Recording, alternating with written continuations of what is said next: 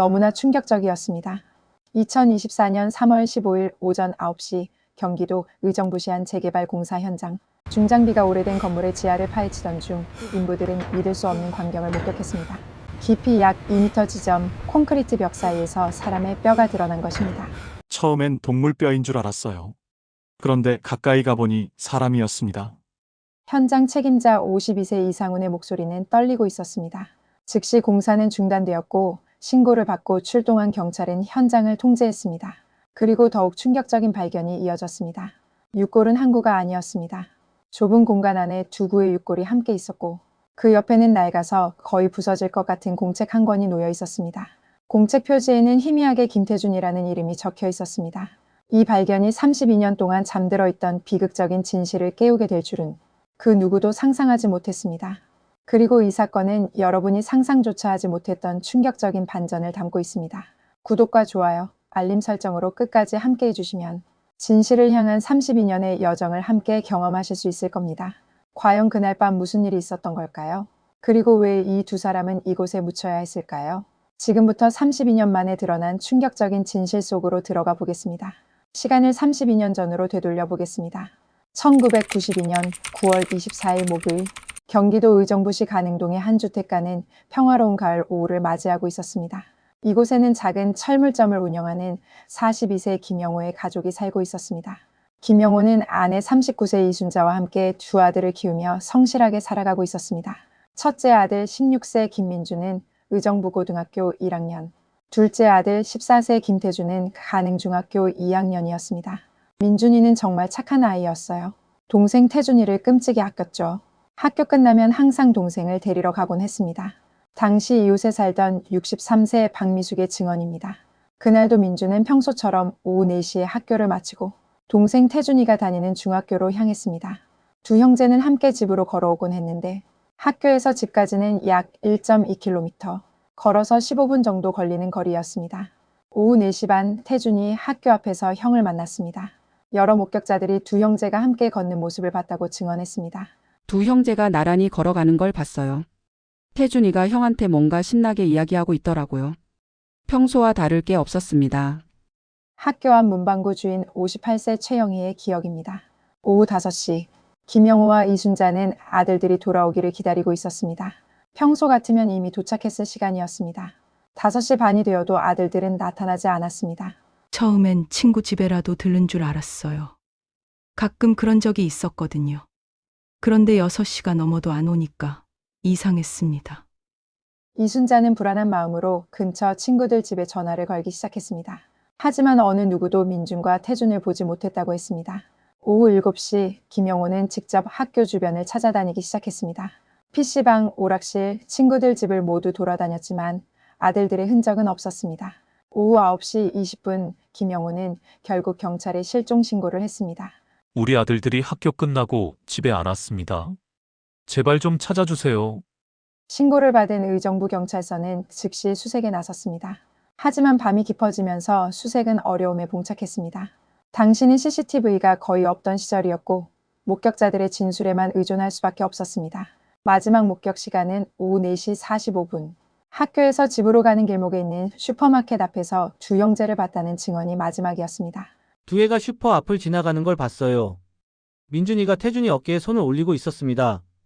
평소처럼 사이좋게 걷고 있더라고요. 슈퍼마켓 주인 45세 정민호의 증언이었습니다. 그 이후 두 형제는 완전히 자취를 감췄습니다. 당시 경찰은 가출 가능성을 먼저 검토했습니다. 하지만 민준과 태준은 평소 집에서 문제를 일으킨 적이 없었고 성적도 중상위권으로 안정적이었습니다. 가출할 이유가 전혀 없었습니다. 일주일이 지나고 한 달이 지났습니다. 김영호 부부는 전단지 5,000장을 직접 만들어 의정부 전역에 붙였습니다. 현상금 500만 원을 내걸었지만 유력한 제보는 들어오지 않았습니다. 하루하루가 지옥 같았습니다. 애들이 어디서 무슨 일을 당하고 있을지 잠을 잘 수가 없었어요. 이순자의 절규였습니다. 2달 후 경찰은 수사를 사실상 종결했습니다. 단서가 전혀 없었기 때문입니다. 사건은 미제 사건으로 분류되었고 김영호 부부만이 홀로 아들들을 찾아 헤맸습니다. 그렇게 시간이 흘렀습니다. 1년, 2년, 5년, 10년. 하지만 김영호 부부는 포기하지 않았습니다. 매년 실종 당일인 9월 24일이 되면 전단지를 새로 만들어 붙이고 TV 프로그램에 출연해 아들들을 찾아달라고 호소했습니다. 그러나 2015년 3월 김영호가 심근경색으로 세상을 떠났습니다. 향년 65세였습니다. 아들들을 끝내 찾지 못한 채였습니다. 2019년 7월 이순자도 간암으로 세상을 떠났습니다. 임종 직전까지 우리 민준이, 태준이를 찾으며 눈을 감았다고 합니다. 그리고 2024년 32년 만에 진실이 세상에 드러나기 시작했습니다. 육골이 발견된 현장에서 함께 나온 공책. 경찰은 이 공책을 국립과학수사연구원에 긴급 의뢰했습니다. 32년이라는 세월 동안 땅속에 묻혀 있었지만 다행히 비닐봉지에 쌓여 있어서 일부 내용을 판독할 수 있었습니다. 공책 첫 페이지에는 1992년 3월 1일 김태준이라고 적혀 있었습니다. 일기장이었던 것입니다. 과학수사연구원 소속 45세 문서감정 전문가 한지은은 특수장비를 동원해 일기 내용을 복원하기 시작했습니다. 습기와 시간으로 인해 많은 부분이 손상되었지만 중요한 내용들은 판독이 가능했습니다. 복원된 일기 중 가장 주목할 만한 내용은 1992년 9월 20일자 일기였습니다. 오늘 박철수 삼촌이 우리 집에 오셨다. 아빠랑 가게 이야기를 하는데 목소리가 크셨다. 형이 나한테 조용히 하래서 내 방에 있었는데 형이 나중에 와서 이상한 말을 했다. 삼촌이 가게 돈을 가져갔다는 것 같다고. 근데 형이 아무한테도 말하지 말래. 나도 잘 모르겠다. 9월 22일자 일기. 형이 오늘 학교 끝나고 나한테 심각하게 말했다. 삼촌한테 물어봤는데 화를 내셨대. 형이 무서웠다고 했다. 삼촌이 네가 알 바 아니다라고 하셨대. 형은 아빠한테 말씀드려야 한다는데 나는 잘 모르겠다. 삼촌은 원래 좋은 분인데. 그리고 마지막 일기는 9월 23일자였습니다. 내일 형이 삼촌을 만나기로 했대. 형이 직접 이야기를 들어보고 아빠한테 말씀드릴지 결정하겠대. 나는 걱정된다. 삼촌이 화내실까 봐. 9월 24일 형제가 실종된 바로 그날의 일기는 없었습니다. 경찰은 즉시 일기에 등장하는 박철수를 조사하기 시작했습니다. 기록을 뒤진 결과 박철수는 1992년 당시 김영호와 함께 철물점을 공동 운영하던 사업 파트너였던 것으로 확인되었습니다. 당시 58세였던 박철수는 현재 90세로 의정부시 인근 요양원에 입소해 있었습니다. 3월 18일 경찰은 박철수를 참고인 자격으로 조사했습니다. 하지만 박철수는 치매 증세가 심해 제대로 된 진술을 하지 못했습니다. 32년 전 일은 기억나지 않습니다. 김영호, 누군지 모르겠어요. 박철수는 일관되게 기억나지 않는다고만 반복했습니다. 하지만 경찰은 포기하지 않았습니다. 1992년 당시 사건 기록을 다시 검토하기 시작했고 놀라운 사실을 발견했습니다. 당시 실종 신고를 받고 출동했던 경찰관 중 한 명이 작성한 보고서에 이런 내용이 있었습니다. 실종 신고 당일 오후 10시경 피해자 아버지 김영호의 친구 박철수가 함께 수색에 참여, 적극적으로 협조하는 모습을 보임. 당시에는 그저 걱정하는 가족 친구로만 여겨졌던 박철수. 하지만 지금 시점에서 보면 이상한 점이 있었습니다. 실종 다음 날인 9월 25일 박철수는 김영호에게 철물점 공동 경영을 그만두겠다고 통보했습니다. 그리고 일주일 후 박철수는 의정부를 떠나 서울로 이사했습니다. 급작스러운 결정이었어요. 박철수 씨가 그렇게 갑자기 떠날 줄은 몰랐습니다. 당시 철물점 직원이었던 67세의 김순옥의 증언입니다. 더욱 의심스러운 점은 박철수가 떠난 직후 철물점 장부를 정리하던 김영호가 큰 금액의 돈이 사라진 것을 발견했다는 사실입니다. 영호 씨가 저한테 하소연하더라고요. 가게 돈 800만 원이 없어졌다고. 박철수 씨가 가져간 것 같은데 연락이 안 된다고. 김순옥의 증언이었습니다. 800만 원. 1992년 당시로는 상당히 큰 돈이었습니다. 지금 가치로 환산하면 약 2천만 원에 해당하는 금액이었습니다. 그런데 김영호는 왜 박철수를 고소하지 않았을까요? 아들들이 실종된 상황에서 돈 문제는 중요하지 않았다고 하더라고요. 영호 씨는 그저 아들들만 찾으면 된다고. 김순옥의 말이었습니다. 경찰은 이제 하나의 가설을 세우기 시작했습니다. 16세 민준이 박철수의 횡령을 알아냈고 박철수를 직접 만나 진실을 확인하려 했다. 그리고 그날 두 형제는 박철수를 만났고 무슨 일인가 벌어졌다. 하지만 이것은 아직 가설일 뿐이었습니다. 결정적인 증거가 필요했습니다. 2024년 3월 22일 국립과학수사연구원에서 DNA 감정 결과가 나왔습니다. 발견된 두 구의 육골 중 한 구는 김민준, 다른 한 구는. 그런데 여기서 놀라운 결과가 나왔습니다. 다른 한 구는 김태준이 아니었습니다. DNA 대조 결과 두 번째 육골은 신원 미상의 40대 남성으로 추정되었습니다. 그렇다면 김태준은 어디에 있는 걸까요? 경찰은 혼란에 빠졌습니다. 태준의 일기장은 분명 현장에서 발견되었는데 정작 태준의 육골은 없었던 것입니다. 그리고 3월 25일 더욱 충격적인 일이 벌어졌습니다. 오전 10시 의정부 경찰서에 한 통의 전화가 걸려왔습니다. 저는 김태준입니다. 뉴스를 봤습니다. 제 형이 발견됐다는 전화를 받은 경찰관은 처음에는 장난 전화라고 생각했습니다.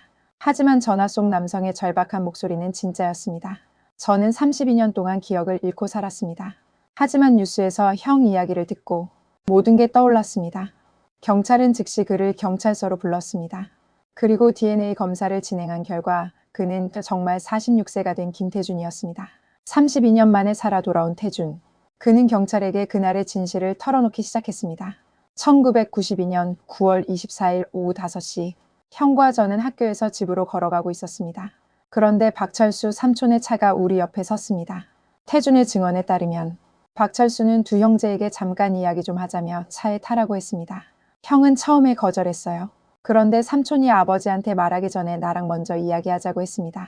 형이 저를 보며 괜찮을 거라고 했고 우리는 차에 탔습니다. 박철수는 두 형제를 의정부 외곽의 한 폐공장으로 데려갔습니다. 당시 그곳은 이미 문을 닫은 지 오래된 공장으로 사람의 발길이 끊긴 곳이었습니다. 공장 안으로 들어가자 삼촌이 형한테 물었어요. 네가 뭘 알고 있냐고. 형은 솔직하게 말했습니다. 가게 돈을 삼촌이 가져간 것 같다고 아버지한테 말씀드려야 한다고. 그 순간 박철수의 태도가 돌변했습니다.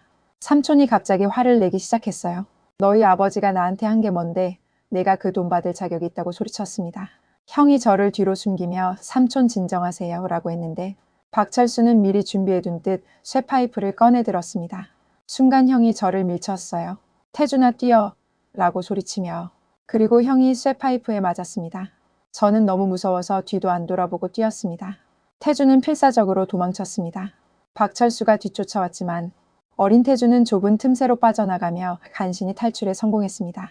정신없이 뛰었어요. 얼마나 뛰었는지 모르겠습니다. 그러다가 트럭에 치일 뻔했고 머리를 세게 부딪혔습니다. 그 이후 기억이 없습니다. 태준은 그날 머리 부상으로 기억상실증에 걸렸습니다. 자신이 누구인지 어디서 왔는지 아무것도 기억하지 못했습니다. 정신을 차려보니 병원이었습니다. 하지만 제 이름도 가족도 아무것도 기억나지 않았어요. 병원에서는 저를 무연고 환자로 처리했고 이름도 새로 지어줬습니다.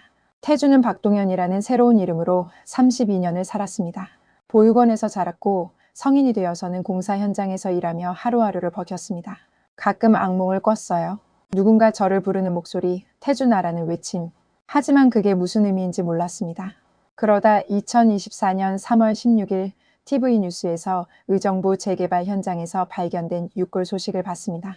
1992년 실종된 형제 중 형으로 추정이라는 자막을 보는 순간 모든 게 떠올랐습니다. 형의 얼굴, 그날의 공포, 모든 것이. 태준은 32년 만에 기억을 되찾았습니다. 태준의 증언을 바탕으로 경찰은 1992년 당시 상황을 재구성하기 시작했습니다. 박철수는 왜 김영호의 돈을 횡령했을까요? 그리고 왜 두 형제를 죽이려 했을까요? 경찰은 박철수의 과거를 조사했습니다. 1992년 당시 박철수는 심각한 도박 빚을 지고 있었던 것으로 확인되었습니다. 박철수 씨가 경마장을 자주 갔다는 증언이 있었어요. 빚이 상당했던 것 같습니다. 당시 철물점 근처 식당 주인이었던 70세 오정숙의 말입니다. 박철수는 빚을 갚기 위해 철물점 돈 800만 원을 몰래 빼돌렸습니다. 김영호와의 오랜 친분을 믿고 저지른 범행이었습니다. 하지만 16세 민준이 우연히 이 사실을 알게 되었습니다. 태준의 증언에 따르면 민준은 9월 20일 밤 아버지와 박철수가 큰 소리로 이야기하는 것을 우연히 들었고 며칠 동안 고민한 끝에 박철수를 직접 만나기로 결심했습니다. 형은 원래 정의감이 강했어요. 나쁜 일을 보면 참지 못하는 성격이었습니다. 태준의 회상입니다. 9월 24일 박철수는 두 형제를 폐공장으로 데려갔습니다. 처음에는 회유하려 했지만 민준이 단호하게 아버지에게 말하겠다고 하자 순간적으로 범행을 저질렀습니다. 쇠파이프로 민준을 여러 차례 가격한 박철수. 민준은 그 자리에서 사망했습니다. 태준은 탈출했지만 박철수는 추격을 포기했습니다. 어차피 태준도 14세 소년, 어디 가서 뭐라고 말하겠냐는 계산이었을 것입니다. 하지만 박철수는 완벽한 범죄를 위해 한 가지 더 계획을 세웁니다. 바로 증거인멸입니다. 박철수는 민준의 시신을 임시로 폐공장 지하에 숨겨두었습니다. 그리고 며칠 후 야음을 틈타 시신을 자신이 알고 있던 비밀 장소로 옮겼습니다. 그곳은 바로 2024년 재개발이 진행된 바로 그 건물의 지하였습니다. 당시 그 건물은 박철수의 친척이 소유한 창고였습니다. 박철수는 창고 지하 깊숙한 곳에 공간을 만들고 민준의 시신을 묻었습니다. 그리고 여기서 또 하나의 의문이 생깁니다. 함께 발견된 두 번째 육골은 누구일까요? 경찰은 1992년 전후 실종 사건 기록을 모두 검토했습니다. 그리고 한 가지 사실을 발견했습니다. 1992년 10월 15일 박철수의 동업자였던 42세 최성민이 실종 신고되었다는 기록이었습니다. 최성민은 박철수와 함께 다른 사업을 하고 있었는데 실종 일주일 전 박철수와 크게 다툰 것으로 알려졌습니다. 돈 문제로 싸웠다고 들었어요. 최성민 씨가 박철수 씨를 사기꾼이라고 했다는 최성민의 지인 68세 이철호의 증언입니다. 경찰은 두 번째 육골이 최성민일 가능성에 주목했습니다. 그리고 최성민의 가족으로부터 DNA를 채취해 대조한 결과 두 번째 육골은 최성민인 것으로 확인되었습니다. 박철수는 최성민까지 살해한 것입니다. 아마도 최성민이 박철수의 범죄를 눈치챘거나 돈 문제로 박철수를 압박했을 가능성이 높습니다. 박철수는 비밀을 지키기 위해 최성민까지 살해하고 민준의 시신 옆에 함께 묻었던 것입니다. 박철수는 어떻게 32년 동안 평범하게 살 수 있었을까요? 경찰 조사 결과 박철수는 1992년 서울로 이주한 후 새로운 사업을 시작했습니다. 김영호에게서 훔친 800만 원과 최성민에게서 빼앗은 돈을 미천 삼아 작은 건설 자재 상점을 차렸고 사업은 성공적이었습니다. 1995년에는 결혼도 했고 두 자녀를 낳아 평범한 가장으로 살았습니다. 아버지는 그냥 평범한 사람이었어요. 가족을 사랑하고 성실하게 일하는 박철수의 딸 62세 박미영은 충격에 휩싸였습니다. 박철수는 김영호 부부가 전단지를 붙이고 방송에 나와 아들들을 찾는 모습을 보면서도 아무렇지 않게 살았습니다. 양심의 가책은 없었을까요? 태준의 증언에 따르면 박철수는 몇 차례 태준을 찾으려 했다고 합니다. 제가 탈출한 직후 며칠 동안 삼촌이 저를 찾아다녔다는 소문을 들었어요. 하지만 저는 이미 다른 지역 병원에 입원해 있었고 무용고 환자로 처리되어서 찾을 수 없었을 겁니다. 박철수는 태준이 기억을 잃었거나 이미 죽었을 것이라 판단하고 수색을 중단했을 것입니다. 그리고 시간이 지나면서 사건은 잊혀졌고 박철수는 안전하다고 생각했을 것입니다. 하지만 그에게도 괴로움은 있었습니다. 박철수의 부인 86세 김옥희의 증언입니다. 남편이 가끔 악몽을 꿨어요. 자다가 미안하다고 중얼거리곤 했습니다.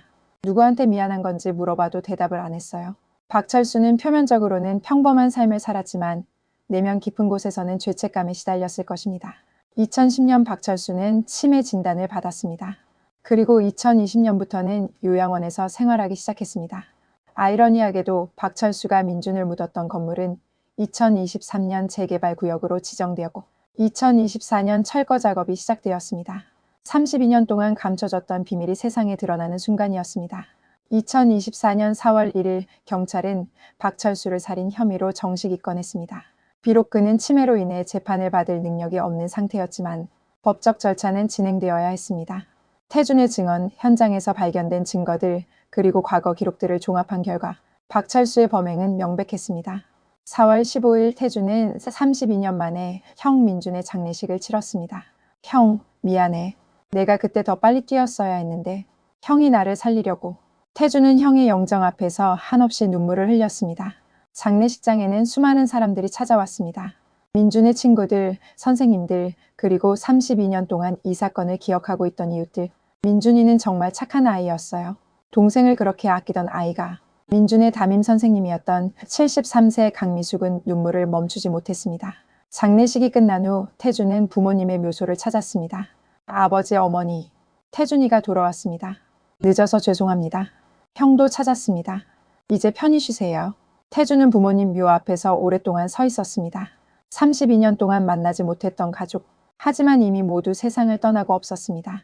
태준에게는 형의 죽음을 알리지 못한 죄책감, 부모님을 만나지 못한 슬픔, 그리고 32년이라는 시간에 대한 허무함이 동시에 밀려왔습니다. 하지만 태준은 다시 일어섰습니다. 형이 저를 살려준 이유가 있을 겁니다. 저는 형의 목까지 살아야 합니다. 태준은 자신의 이야기를 세상에 알리기로 결심했습니다. 같은 아픔을 겪는 실종 가족들에게 희망을 주고 싶었습니다.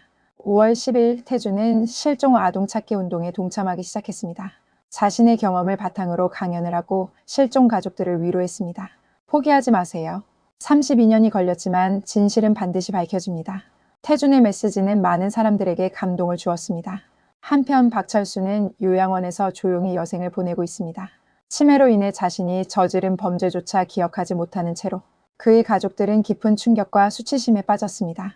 특히 딸 박미영은 아버지의 범죄 사실을 알고 난 후 심각한 우울증에 시달렸습니다. 제가 사랑했던 아버지는 누구였을까요? 그 모든 게 거짓이었던 건가요? 이 이야기가 마음에 드셨다면 구독과 좋아요 부탁드려요.